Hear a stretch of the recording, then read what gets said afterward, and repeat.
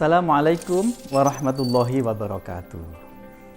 Bismillah, alhamdulillah, wassalatu wassalamu ala rasulillah wa ala alihi wa sahbihi wa muwalah, amma ba'dah, fala hawla wa la quwwata illa billah. Sobat pelatihan yang semoga selalu dirahmati Allah Subhanahu wa Ta'ala, saya Imam Bukhari kali ini akan menyampaikan tentang paradigma kurikulum merdeka di madrasah. Sebagaimana kita maklumi bahwa tugas dan fungsi pendidikan itu adalah menyiapkan bagaimana generasi penerus bangsa ini untuk siap menghadapi tantangan di zamannya. Yang kedua, tugas pendidikan ini adalah untuk menurunkan, untuk mewariskan budaya, akhlak, religiositas bangsa ini kepada penerus bangsa yang kelak para penerus bangsa inilah akan melanjutkan perjuangan kita semuanya. Sahabat pelatihan yang dirahmati Allah Subhanahu wa Ta'ala, karena itulah mengingat bahwa tantangan zaman ini akan selalu berubah terus-menerus. Bahkan hal yang tetap dalam kehidupan ini adalah perubahan itu sendiri. Karena itu pendidikan pun harus selalu berubah dan berubah. Perubahan kurikulum karena itu merupakan keniscayaan, merupakan kebutuhan. Di dunia modern, di negara-negara modern, perubahan kurikulum itu hampir tiap 4 tahun, 5 tahun. Tapi negara kita masih 10 tahun sekali biasanya mengalami perubahan itu. Nah, terkait dengan kurikulum terbaru sekarang, yaitu perubahan kurikulum merdeka di madrasah. Apa, bagaimana, kenapa kurikulum merdeka di madrasah ini kemudian dimunculkan, maka akan kita bahas dalam kesempatan ini. Sahabat pelatihan yang berbahagia, produk yang ingin diciptakan dari perubahan kurikulum ini adalah bagaimana kita akan menghasilkan lulusan yang siap untuk memerankan diri di zamannya. Namun tetap religius dan tidak lepas dari akar budaya bangsa ini.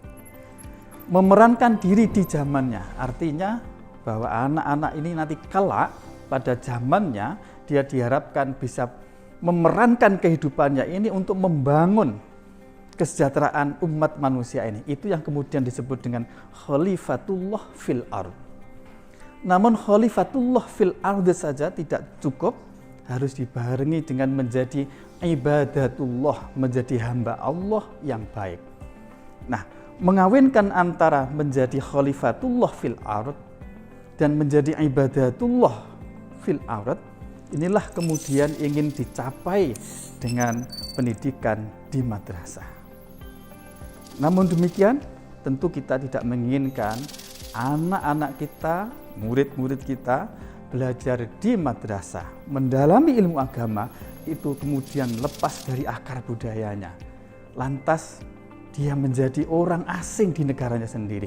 Karena itu tugas kurikulum, tugas pendidikan madrasah kita adalah bagaimana mewariskan budaya bangsa itu kepada para peserta didik kita. Nah, sahabat pelatihan yang dirahmati Allah Subhanahu wa Ta'ala, kita tahu bahwa tantangan dunia baru itu begitu cepat perubahan dan perkembangannya.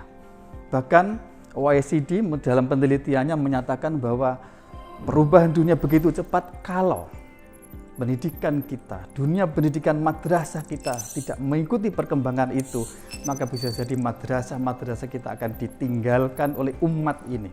Namun kalau itu yang terjadi, kita bisa bayangkan bagaimana nasib anak-anak kita untuk bisa menghadapi tantangan di zaman itu. Nah, yang menarik dari pernyataan OECD ini adalah bahwa dunia modern, ekonomi global sekarang ini itu tidak lagi menghargai Anda karena apa yang Anda ketahui. Tapi lebih jauh dari itu, dunia modern, ekonomi global lebih menghargai Anda karena apa yang bisa kamu lakukan dengan pengetahuan itu. Ini artinya apa? Artinya kalau guru-guru kita dalam mengelola pembelajaran dalam mengajar anak-anak itu fokusnya hanya berhenti pada pengetahuan saja, maka akan ditinggalkan oleh anak-anak kita, oleh zaman itu sendiri. Kenapa? Karena dunia internet sudah menyediakan semua hal.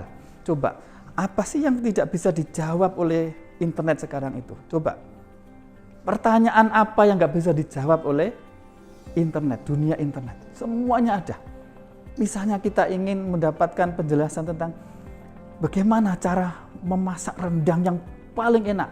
Kita tinggal klik, di internet sudah menyediakan jawabannya begitu komplit. Ini artinya apa sekali lagi, saudara-saudara, sahabat-sahabat pelatihan? Kalau guru fokus hanya transfer pengetahuan, maka akan ditinggal oleh zaman itu sendiri. Tapi harus ada sesuatu yang lebih penting dari sekedar pengetahuan, yaitu karakter, kompetensi, keterampilan-keterampilan untuk menghadapi tantangan di zamannya. Lalu pertanyaannya adalah, keterampilan-keterampilan apa saja yang dibutuhkan oleh anak-anak kita kelak untuk menghadapi tantangan di zamannya? Menurut penelitian, termasuk penelitian dari OECD, itu setidaknya ada 12 keterampilan kecakapan yang mendasar sekali, yang ini diperkirakan akan sangat diperlukan bagi anak-anak kita ketika menghadapi tantangan abad 21 itu. Yang pertama adalah critical thinking. Bagaimana membentuk anak-anak kita dapat berpikir kritis, berpikir yang tidak takut salah, berpikir yang bahkan out of the box, berpikir yang tidak hanya tekstual, tapi kemudian dikontekstualkan dengan situasi kondisi yang ada. Dari berpikir kritis itu diharapkan kemudian muncul kreativitas. Selalu punya cara baru untuk menghadapi situasi sulit. Itulah salah satu ciri dari creativity itu. Namun demikian, sahabat pelatihan, critical thinking, kemudian kreativitas, kalau tidak mampu dikomunikasikan dengan orang lain, kemudian dapat dikerjasamakan dengan orang lain, akan mandek pada diri dia sendiri dan kemudian tidak akan menghasilkan apa-apa perubahan yang diharapkan dalam menghadapi tantangan abad 21 itu. Maka diperlukan keterampilan, yaitu keterampilan untuk berkolaborasi, bekerja sama dengan orang lain. Bekerja sama tentu berbeda konsepnya dengan sama-sama kerja.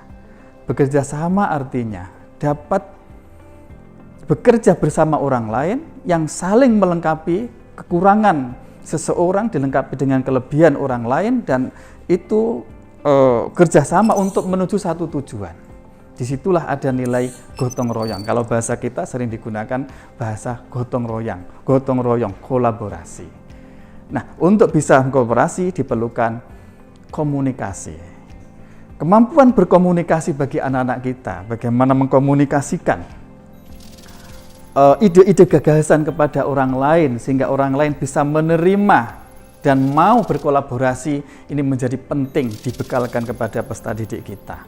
Jadi 4C ini akan dibentuk melalui proses pembelajaran yang dipandu dengan kurikulumnya, akan dibentuk dalam diri anak-anak kita untuk dipersiapkan menghadapi tantangan abad 21. Nah, sahabat pelatihan yang berbahagia, ada beberapa keterampilan lagi yang itu mengarah kepada kemampuan literasi. Yang tadi itu bisa kita anggap sebagai keterampilan belajar, yang proses pembentukannya bisa dibentuk melalui proses pembelajaran. Kemampuan lain adalah, atau keterampilan lain adalah keterampilan literasi informasi. Ini terkait dengan kemampuan anak-anak kita bagaimana mengelola, memilah dan memilih informasi yang ada di dunia internet, yang ada di teknologi komunikasi ini, kemudian mengelola informasi itu dan pada akhirnya bisa menyikapi informasi itu dengan bijak. Kemampuan ini kayaknya keterampilan yang sangat mendesak untuk bisa dikuasai oleh anak-anak kita. Kenapa? Karena betapa hari-hari ini derasnya informasi melalui media-media yang berkembang, termasuk media sosial, itu luar biasa. Kalau sekali lagi anak-anak kita tidak dibekali kemampuan untuk mengelola informasi itu, bisa jadi anak-anak kita terjebak di dalam informasi-informasi yang justru merugikan kepada dirinya sendiri. Jadi anak-anak kita sekali lagi perlu dibekali bagaimana memilah dan memilih informasi, kemudian mengolah informasi itu untuk kemudian merespon informasi itu lebih bijaksana. Berikutnya,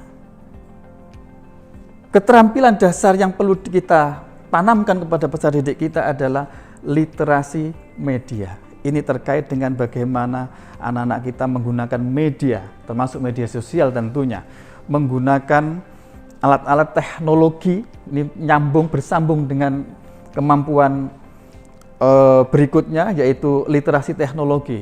Tidak sekedar bagaimana menggunakan teknologi, syukur-syukur anak-anak kita siapkan untuk bisa menciptakan teknologi baru yang lebih bermanfaat bagi anak-anak kita.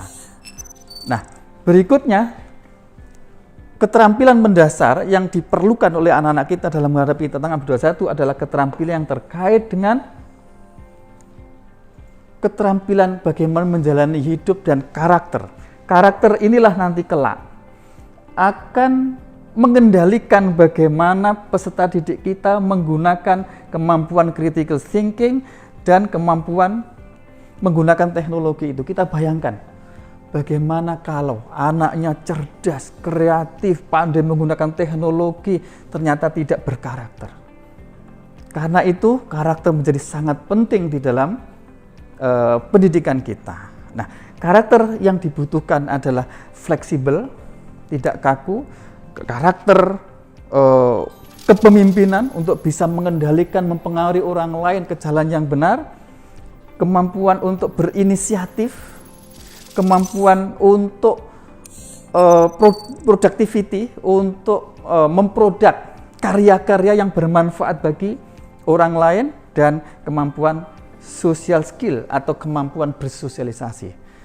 Apalah artinya kemampuan semua ini kalau tidak ditunjang dengan kemampuan bersosialisasi? Kita bayangkan anak yang cerdas, kreatif, inovatif, komunikatif, ternyata hanya untuk dirinya sendiri, tidak bisa bergaul dengan orang lain. Padahal di abad sekarang ini hampir tidak ada siapapun yang berhasil tanpa berkolaborasi, tanpa bersosialisasi dengan siapapun. Ketika kemampuan-kemampuan tadi itu kemudian kita komunikasikan dalam skup sosial tertentu, maka kemampuan ini akan bermanfaat kepada orang lain secara luas. Itulah yang kemudian oleh Kanjeng Nabi disebutkan khairun nas anfa'uhum linnas. Sebaik-baik manusia adalah siapa yang paling bermanfaat bagi orang lain. Nah, sobat pelatihan yang berbahagia, tadi sudah kita bahas terkait dengan bagaimana tantangan dunia baru ke depan. Kemudian keterampilan-keterampilan apa yang dibutuhkan bagi anak-anak kita untuk menghadapi tantangan-tantangan itu. Sekian dulu kita akhiri, nanti kita lanjutkan dalam sesi terkait dengan kita lihat bagaimana praktek pembelajaran selama terjadi. Sekian dulu, semoga bermanfaat. Akhirul kalam. Wassalamualaikum warahmatullahi wabarakatuh.